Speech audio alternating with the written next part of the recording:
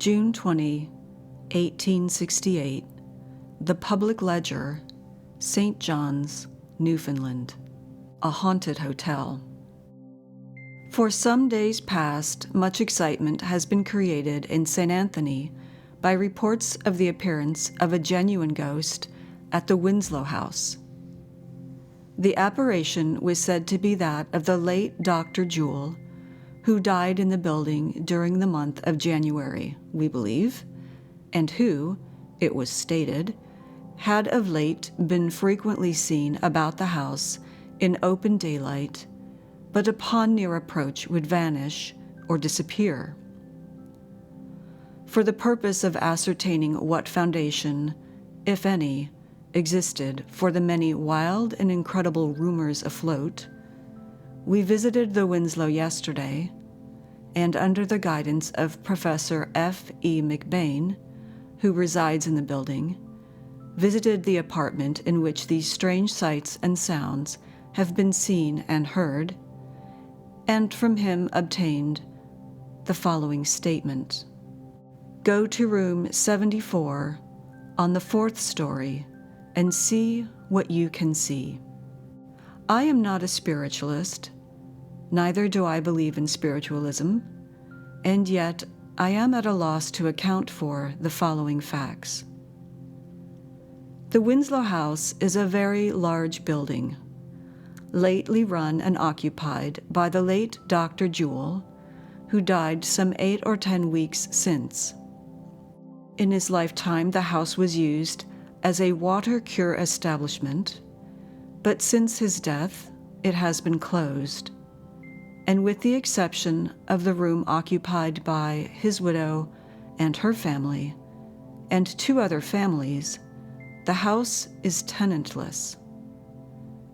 The doctor, before his death, frequently said he would revisit the house to see how things were getting along. But no attention was paid to these remarks, which were generally made while suffering from excruciating pain. His wife and family, however, cherished the words in their memory and frequently repeated them to their intimate friends. He, the doctor, did not, however, show himself until Saturday, the 14th. Mrs. Jewell had advertised for sale by auction all her furniture, bedding, etc., which was to take place on the 24th. In the center part of the building, on the ground floor, are cellars, laundry, and in one of these rooms a steam engine, which had been used for heating, pumping water, but all the belting had been removed, and the engine out of use for years past. The first thing that attracted the attention of myself and neighbors was the occasional running of the wheels upon which the belts used to be placed.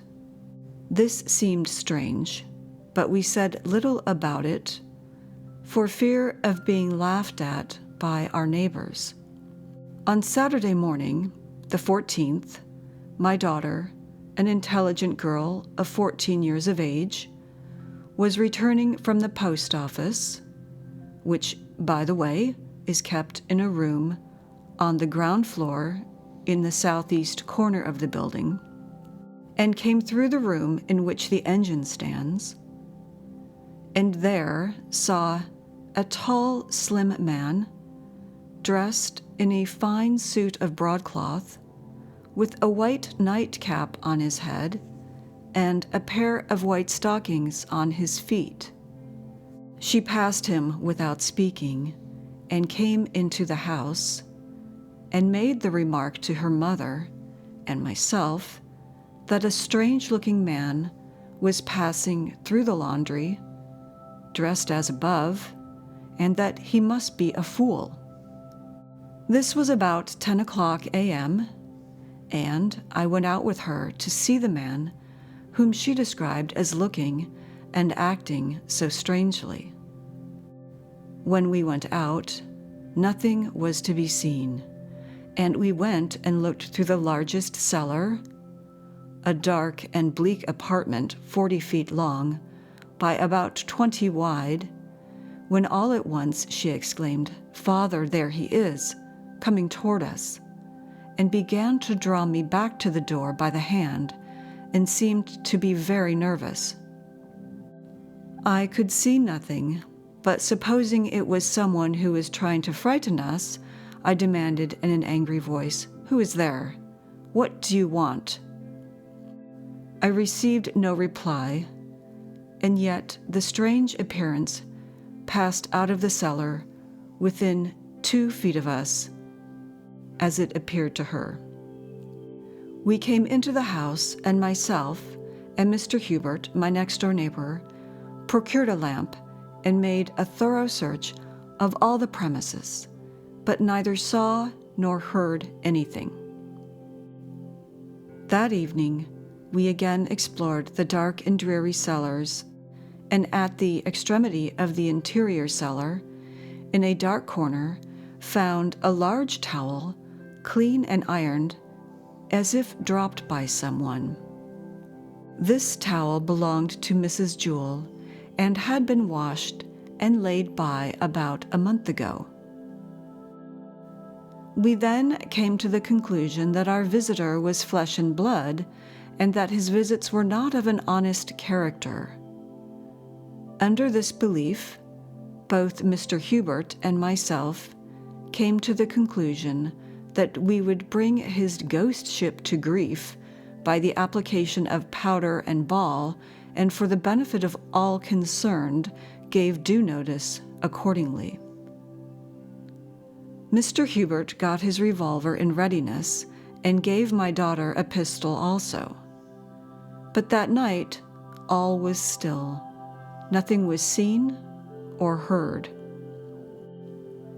On Sunday morning, we were congratulating ourselves that our threats of vengeance had the desired effect.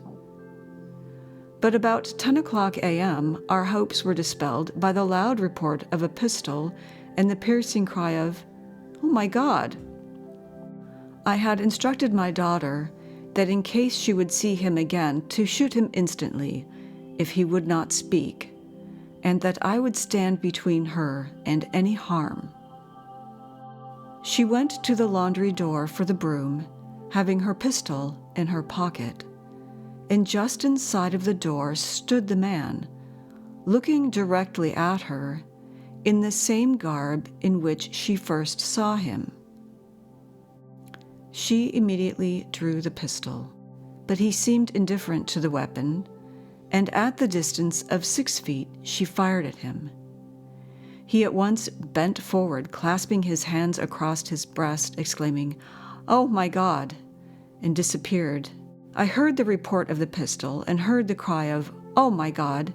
and under the impression that she had shot herself, I ran to the door, when she exclaimed, "Father, I have shot him. He is in the cellar." We, in company with Hubert, got a lamp, went into the cellar, and as we were going in, she said, "Father, I have killed him. What shall I do?" We looked for the man, searched for the traces of blood, but to our great surprise and consternation, found neither.